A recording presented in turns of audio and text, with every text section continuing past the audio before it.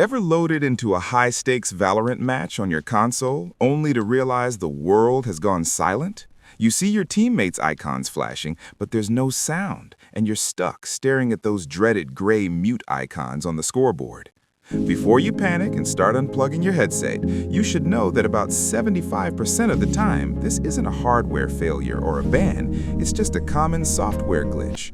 This usually happens during the agent selection screen, when the game fails to properly sync your audio with the server. If you find your whole team muted, the quickest fix is to head straight into your settings. Navigate to the Audio tab, select Voice Chat, and toggle both the team and party voice chat options to off. Wait for a slow count of 5, then toggle them both back on. Here's the secret. Don't expect instant results. It often takes 2 to 3 minutes for the system to re-authenticate your session.